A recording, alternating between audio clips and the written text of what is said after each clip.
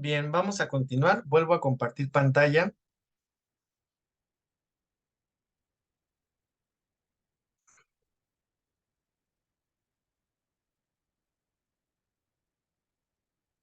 Y bueno, una vez visto el caso de Kenia Cuevas, ahora sí vamos a empezar con el contenido de esta parte de la perspectiva de género. Entonces, a ver, la asignatura de igualdad de género está estructurada de ciertos componentes curriculares. Son tres componentes curriculares.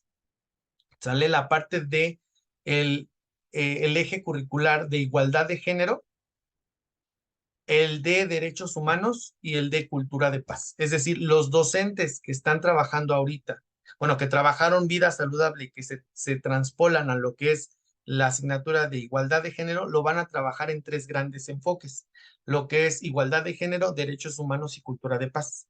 Igualdad de género es conocer todo el sistema sexogenérico.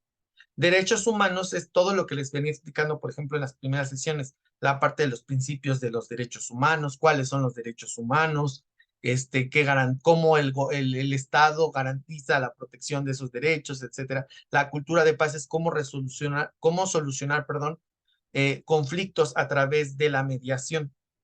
Entonces, el docente tiene que trabajar uno de estos componentes por trimestre.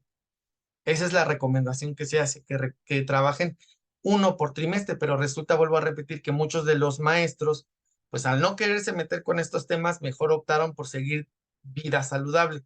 Y el detalle es que muchos de los directivos estuvieron de acuerdo, ¿no? En que siguieran trabajando vida saludable. Y eso es algo que entonces seguimos replicando, el ponerle tabús a estos temas, ¿no? Y no empezar a generar un cambio de conciencia, una deconstrucción como tal, ¿no? No nos vamos a meter con el objetivo de la asignatura, sino ya nos vamos con la parte de igualdad de género. En esta sesión voy a tratar, si no, de todos modos, la siguiente sesión, lo que continuamos con esta parte, y lo que me interesa también es aterrizar todos estos temas, pero ya en el aula. O sea, cómo vamos a trabajar las estrategias para generar una perspectiva de género en el aula. Porque acuérdense, los instrumentos de valoración a los que nos vamos a enfrentar manejan preguntas o casos donde el alumno está ante una situación de vulnerabilidad, donde el alumno posiblemente o en una probabilidad de que sus derechos humanos sean vulnerados, cómo el docente o cómo el directivo va a salvaguardar tanto la integridad, la seguridad y sus derechos humanos del menor, ¿no? Ahora, fíjense, vamos a entender primero qué es el sistema sexo-género, ¿sale? ¿Qué es esto de sexo y qué es esto de género? Cuando nosotros hablamos de sexo, hablamos a algo naturalmente asignado, ¿sale? Es decir, nosotros como seres humanos al nacer y desde antes de nacer, desde que estamos en el vientre materno, pues obviamente se empiezan a formar diferentes aspectos de lo que nos va a definir como ser hombres o ser mujeres. ¿Sale? Esto es el concepto sexo. Cuando hablamos del ser hombre y el ser mujer. ¿Y cómo nos identificamos con el ser hombre y con el ser mujer? Por características biológicas. Características que van a determinar la parte cromosómica, la parte gonadal y la parte de los caracteres sexuales primarios y secundarios. Es decir, ¿cómo nos identificamos de un hombre, de una mujer? Pues por los órganos sexuales, ¿no? ¿Cómo nos identificamos, cómo nos diferenciamos de un hombre, de una mujer? Pues también con la parte de las hormonas, ¿no?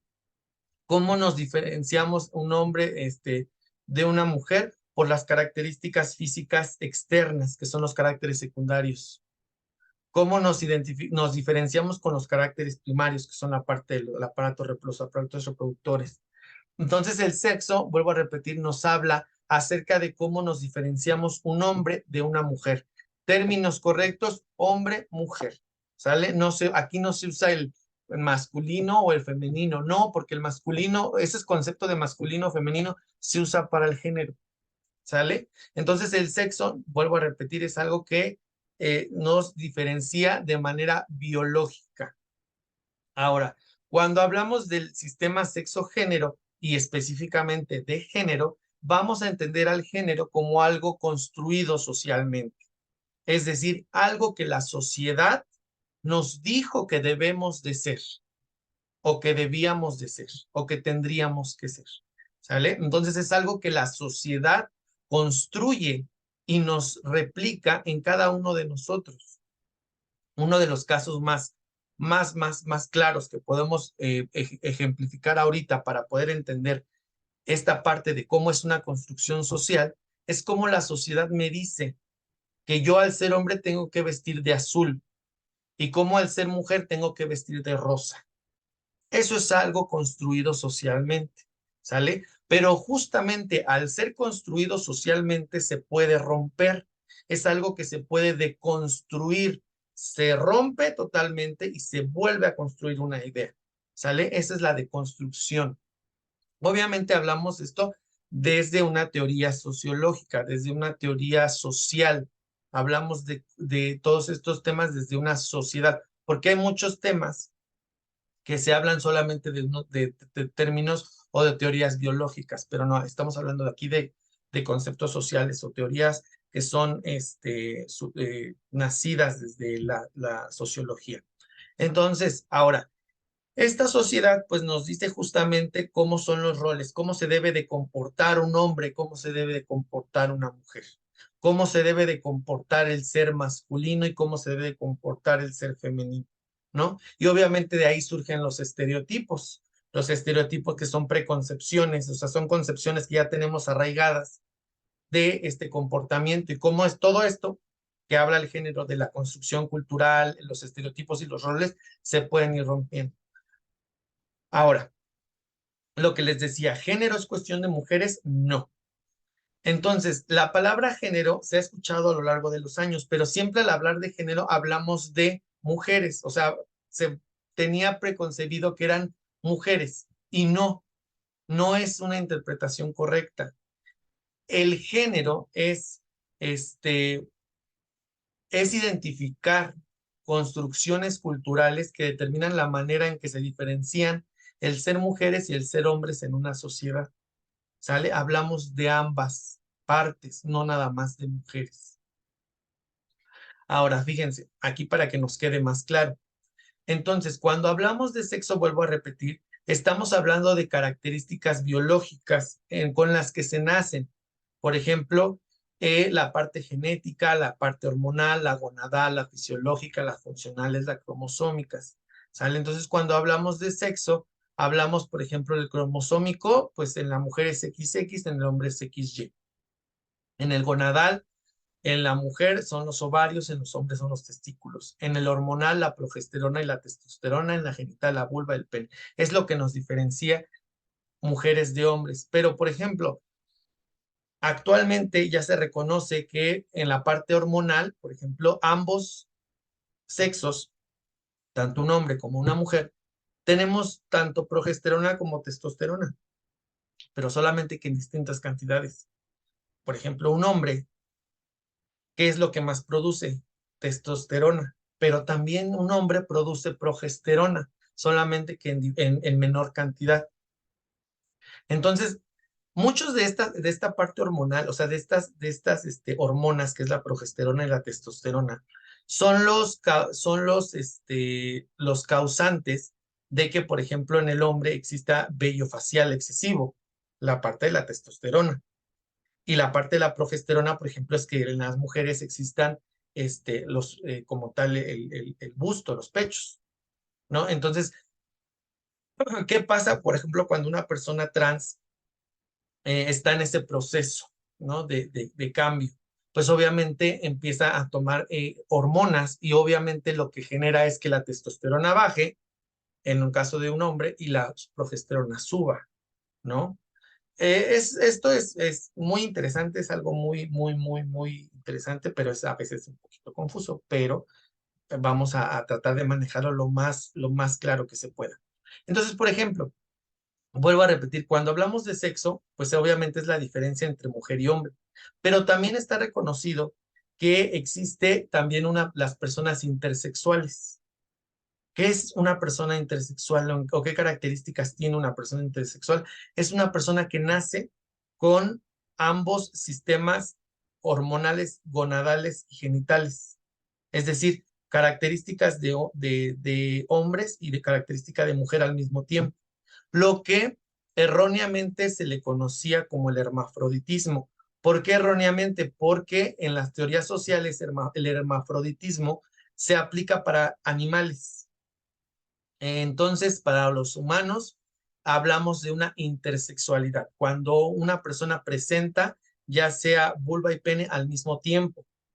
¿Qué pasa con estas personas? Ya justamente por este enfoque de perspectiva de género y por las cuestiones de los derechos humanos, la persona al ser menor de edad no puede, no toma una decisión sino hasta que cumpla los 18 años y la decisión no la pueden tomar sus padres, la tiene que tomar esa persona al cumplir una mayoría de edad para decidir con cuál de estas características de hombre o mujer se queda. Tiene que elegir una o se puede quedar con ambas, ¿no?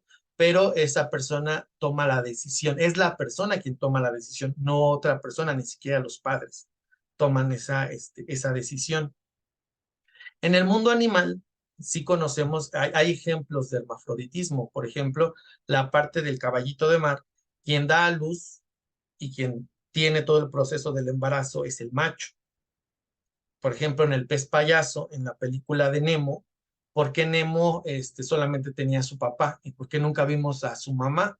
Porque Nemo, las características de justamente de ese payaso, de ese pez payaso, es que no necesita una mujer para reproducirse, una hembra para reproducirse, solito puede reproducirse.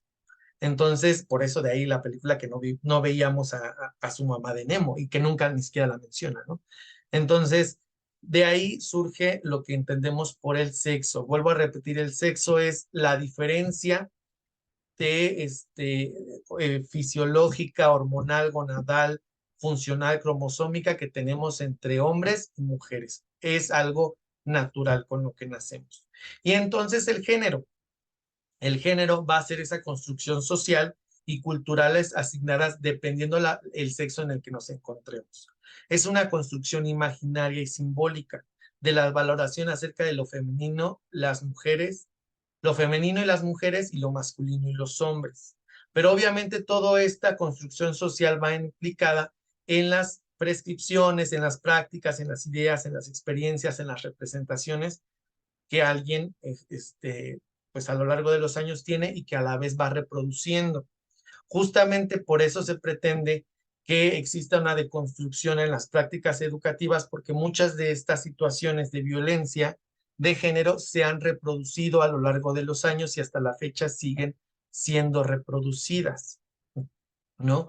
Por ejemplo, se sigue reproduciendo a nivel sistémico, o sea, a nivel sistema, a nivel estructura, que la mujer es débil. ¿Por qué? Tan solo lo vemos en el metro. La idea del metro, por ejemplo, de tener un vagón exclusivo o una parte del vagón exclusivo para las mujeres y otro exclusivo para los hombres, va en función o el sistema reconoce que el hombre es alguien que no se puede controlar. O sea, el hombre, como es un animal que no se puede controlar y como la mujer es alguien débil que sufre la violencia de este animal que no se puede controlar, entonces los tenemos que separar. A la mujer la tenemos que poner en un lugar donde no sea violentada, porque al ser débil, entonces la van a violentar, ¿no? Entonces son estas ideas que a veces el propio sistema va reproduciendo en querer generar una acción positiva, lo único que hace es reproducir una acción violenta de género, ¿no? Entre otros muchos ejemplos. Ahora, vamos a entender otros conceptos, ¿sale? Lo que decía Kenia Cuevas, vamos a identificar lo que es la identidad de género, la expresión de género y la orientación sexual, que son tres cosas que vamos a aprender el día de hoy. Entonces, sexo biológico, ya dijimos, diferencia entre los aspectos físicos y aspectos biológicos como lo son los cromosómicos, gonadales, fisionómicos, etc. El género es una construcción social y cultural binaria ¿A qué se refiere con lo binario? Hablamos de dos, que solamente tiene dos polos, ¿sale? Que es lo femenino y lo masculino. De ahí cuando escuchamos las personas que se asumen como personas no binarias, son personas que no se asumen como ninguno de los dos géneros, no se identifican con el ser masculino o el ser femenino, ¿no? Pero bueno, eso más adelante lo vamos a ver. Ahora, cuando hablamos de identidad de género, hablamos de cómo la persona vive su género, cómo la persona se siente y lo siente y lo vive y puede o no corresponder con el sexo biológico, ¿sale? Entonces, es decir, yo nazco con las características fisiológicas de un hombre, pero mi identidad de género no es masculina, mi identidad de género es femenina. Entonces, puede no corresponder con el sexo biológico. Cuando hablo de expresión de género, se vincula a cómo mostramos nuestro género al mundo, cómo yo muestro cómo me sienta, el ser el femenino o el ser masculino, a través de nuestro nombre, cómo nos vestimos, cómo nos comportamos, cómo nos interactuamos. Y la orientación sexual va enfocada a cómo, cómo esa atracción física, emocional, erótica, afectiva y espiritual sentimos hacia otra persona. ¿Sale? Vuelvo a repetir, identidad es como yo vivo el género. Expresión es como yo lo comunico a la otra persona, al mundo. La orientación es como yo siento una atracción física, emocional, erótica, afectiva, espiritual, sexual hacia otra persona. ¿Sale? Puede ser de mi mismo sexo o no. Entonces, aquí vamos a ver un ejemplo, fíjense. La identidad de género. Entonces, la identidad de género es cómo te sientes respecto a ti mismo, la forma en que tu cerebro interpreta quién eres, no está ligada al sexo biológico en todos los casos, ¿no?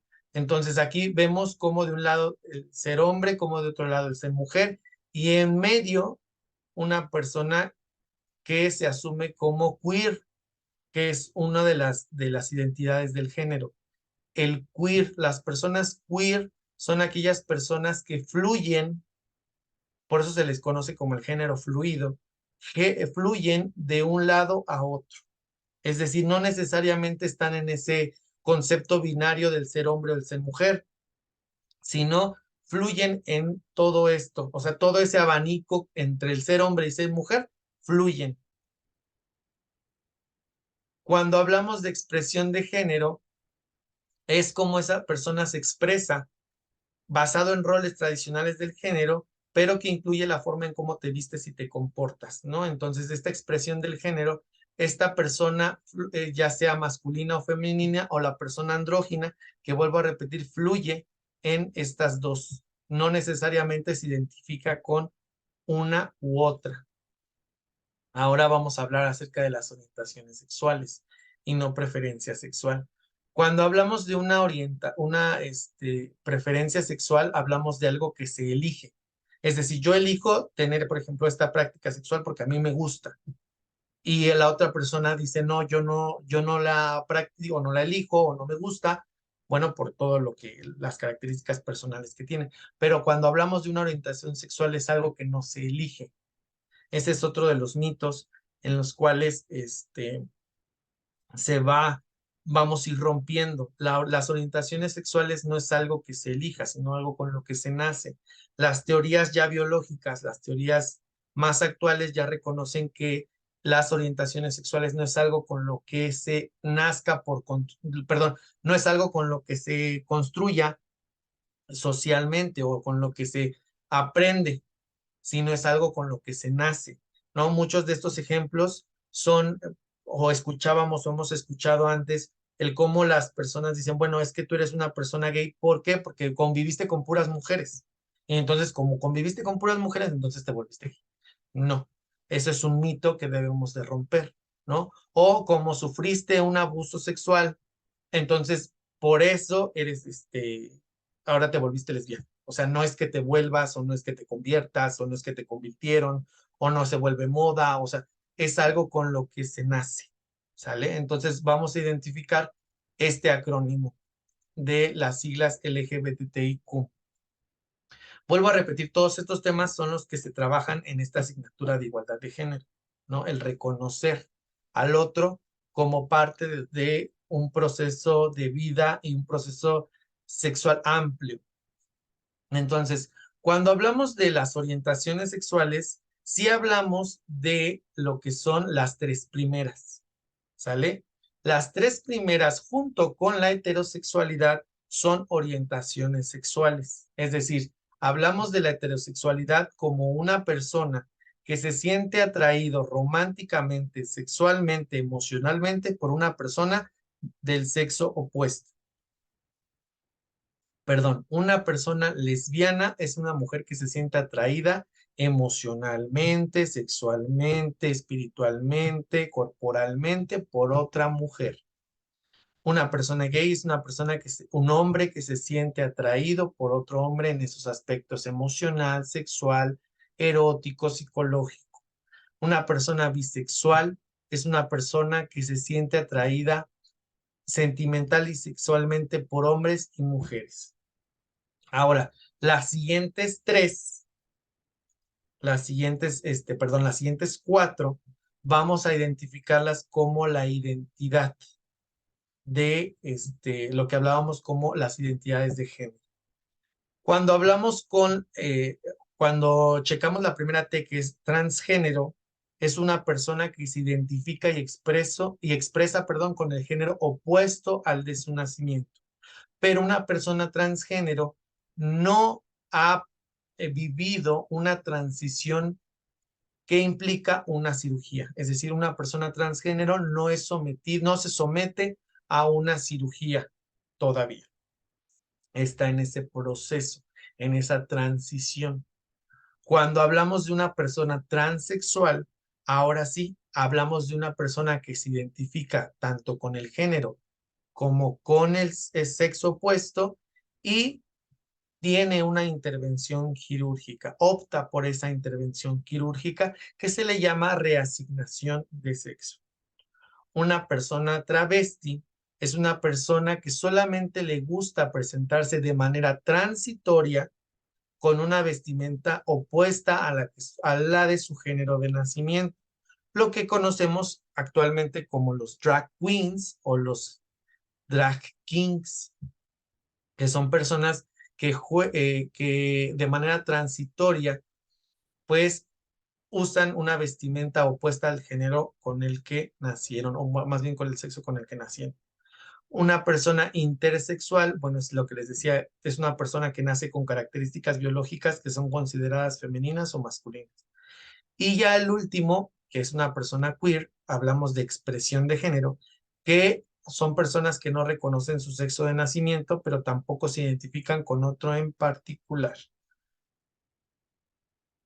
¿Hasta aquí hay alguna duda? No, maestro. Ok. No, Entonces, muchas gracias. Vamos a hablar entonces justamente de los estereotipos y los roles de género.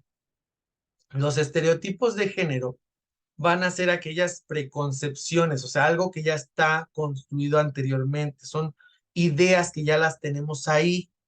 ¿Por qué? Porque alguien nos las enseñó, alguien nos dijo que eso era lo correcto, ¿no? Por eso se vuelven estereotipos de género porque también se pueden romper en el cómo deben de ser los hombres y cómo deben de ser las mujeres, sin considerar las habilidades, necesidades, deseos o circunstancias individuales, ¿no? Y cuando hablamos justamente de estos estereotipos, vuelvo a repetir, cómo deben de ser los hombres y cómo deben de ser las mujeres, pues vemos cómo las mujeres deben de vestir de rosa, deben de ser sentimentales, miedosas y frágiles, los hombres deben de vestir de azul, no lloran, valientes o fuertes. Eso es un ejemplo de cómo estos estereotipos a lo largo de los años se han reproducido, se han replicado. ¿Qué es esto de replicar? Pues obviamente quiere decir que se van enseñando de generación en generación y se van reproduciendo estas ideas, ¿no? Hasta la actualidad sabemos que estos estereotipos ya se están rompiendo, pero todavía hay muchas ideas arraigadas que dejan ahí la semillita de lo que es la parte de los estereotipos y la discriminación, ¿no? Cuando hablamos de roles de género, hablamos de del papel. Yo siempre cuando identifico lo que es un rol de género, yo les comento, es un papel. El papel es como una obra de teatro, ¿no? En una obra de teatro, cada uno de nosotros tenemos un papel, ¿no? Un papel que desempeñar, dependiendo, pues, obviamente, la obra, el contexto, el lugar, etcétera. Entonces, los roles de géneros es un papel que fungimos, que nos dicen qué funciones debemos de tener, qué tareas, qué responsabilidades debemos de tener conforme a las expectativas y las exigencias sociales. Las dos, tanto un estereotipo como un rol de género, vuelvo a repetir, son construcciones sociales, como la sociedad nos dice cómo debemos de ser al ser hombre, cómo debemos de ser mujeres, y los roles es cómo nos debemos de comportar de acuerdo a estos géneros, a este género, ¿no? Por ejemplo, una persona una mujer, muchas veces de estos roles de género se reproduce que al ser mujer solamente va a tener un trabajo doméstico al cuidado de las personas enfermas y a la educación de los hijos, ¿no? Entre otras muchas. ¿A qué me refiero con el cuidado de las personas enfermas? O sea, muchos de estos roles de género a lo largo de la sociedad, a lo largo del tiempo, han, nos han hecho creer que las mujeres son las únicas cuidadoras, ¿no? O sea, que un hombre debe de ir a trabajar, debe salir a trabajar, pero no debe de cuidar a un enfermo, sino que lo tiene que hacer la mujer, ¿no? En este caso, la mamá. Cosa que ya obviamente a lo largo de los años se han roto, pero ¿por qué es importante identificarlos? Porque vuelvo a repetir, en el examen, cuando nos los presenten, va a haber un ejemplo forzosamente donde nos diga que Juanito está, está violentando a su compañera o está agrediendo a su compañera fulanita con el argumento de que se debe de aguantar y no debe de denunciar si Juanito le pega, ¿no? Y cómo el docente debe de fomentar la perspectiva de género, rompiendo un rol de género, rompiendo un estereotipo de género, ¿no? En cuanto a los hombres, se consideran solo como los encargados y los proveedores de dinero al hogar, ¿no? O sea, esta concepción que nos decían hace muchos años, ¿no? O sea, la mujer se queda en el hogar, el hombre sale a trabajar porque el hombre es el proveedor, es el que provee el dinero y el sustento, y la mamá es quien debe de cuidar, educar y estar en casa, no debe de salir, ¿no? Entonces, cuando hablamos ya de prevenir y erradicar la violencia, es fundamental conocer las diferencias entre sexo y género y entender que todas las personas tenemos las mismas capacidades con independencia de nuestra biología. Ahora, ¿por qué son malos los estereotipos de género? Por varias razones. Uno de ellos es porque limitan el libre derecho del desarrollo de las personas para expresar su personalidad. Y justamente aquí es lo que nos acaba de llegar a las escuelas, que ya muchos de ustedes ya tendrán conocimiento del comunicado que tanto la Secretaría de Educación Pública junto con CONAPRED nos dicen que no podemos limitar al estudiante en cuanto a su identidad de género o en cuanto a su expresión de género. ¿Por qué? Porque se atenta un derecho humano y obviamente un derecho de las niñas, niños y adolescentes. ¿Y cuál es ese derecho humano?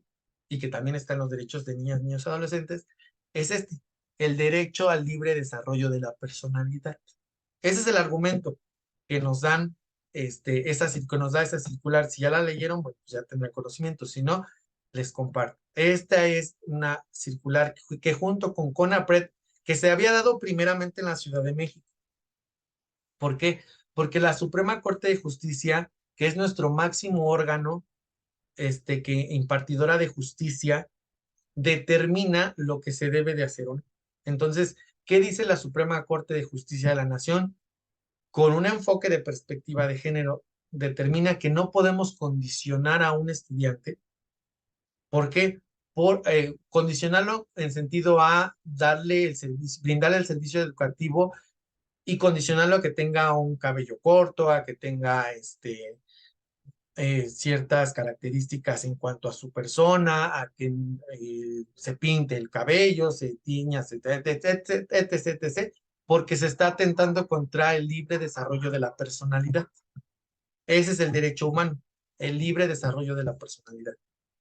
Dos, obligan a aceptar comportamientos solo por ser considerados indispensables para su género. Por eso es importante romper estos estereotipos. Y tres, porque son una construcción social histórica y no una condición innata natural. Es decir, son construcciones sociales que se han venido reproduciendo y que tenemos que irlas rompiendo. Voy a dejar de compartir. Stop share. Para volver a compartir, pero con sonido. Y vamos a ver este pequeño video.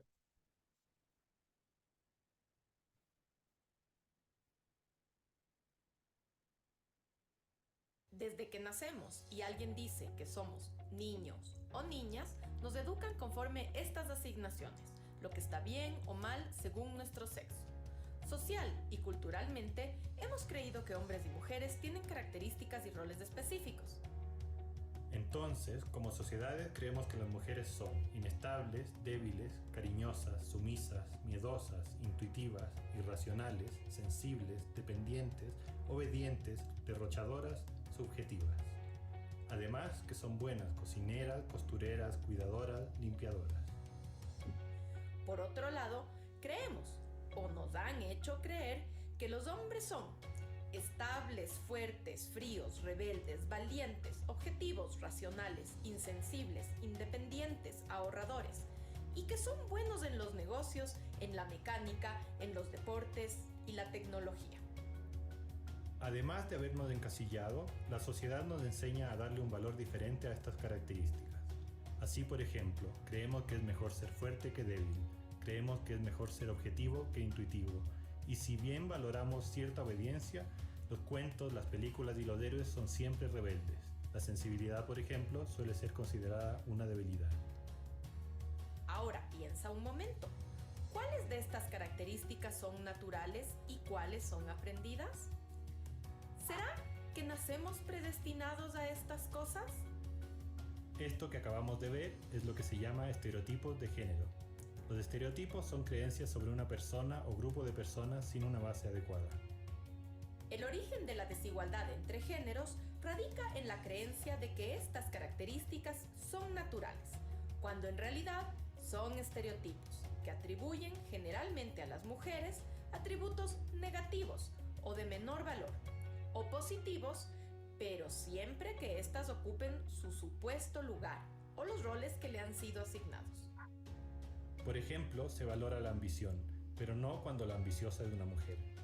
A la vez, cuando se otorga mayor valor a los estereotipos asociados a los hombres, se les priva de vivir experiencias relacionadas con la expresión de sus afectos y las relaciones de cuidado. Cuando un hombre tiene estos comportamientos, decimos que es asertivo. Cuando una mujer los tiene, la consideramos agresiva y la reprochamos por esto. En esta caracterización y valoración hay dos problemas. Primero, no todas las mujeres ni todos los hombres tienen estas características como algo natural. Todas son aprendidas, son construcciones sociales. Entonces, hay mujeres fuertes y hombres sensibles, hay mujeres ahorradoras y hombres derrochadores. Segundo, no siempre el valor asignado es real. Si estamos trabajando con personas vulnerables, será muy importante tener sensibilidad para el trato. Ser solo eficientes no sería lo mejor. Si estamos a punto de ponernos en riesgo y hacernos daño, a veces es mejor ser miedoso y tener cautela, sin importar si es que somos hombres o mujeres. Hablar de las mujeres como irracionales, chismosas, impulsivas o débiles es lo que ha fundamentado las desigualdades desde las estructuras políticas y sociales en donde a las mujeres se les ha negado sistemáticamente sus derechos, como el derecho al voto y a la participación política, el derecho a la educación y al trabajo remunerado, el derecho a una vida libre de violencia, etc. Hoy, Muchos de estos derechos ya son reconocidos legalmente, pero no pueden ser ejercidos en plena igualdad, porque seguimos construyendo y viviendo con estos estereotipos en la mente, en el lenguaje y en las acciones. Las palabras con las que nos definimos o nos han definido nos performan como seres humanos, ya sea para seguir el estereotipo o a veces para rechazarlo, pero no podemos negar que estos estereotipos están ahí, performando nuestras vidas. Para acabar con las desigualdades, que además son la base de la violencia, tenemos que romper los estereotipos. Entender que todas esas características y roles han sido asignados y que ni hombres ni mujeres estamos predestinados. Cada persona es diferente y se irá construyendo en base a sus elecciones, gustos y aprendizajes.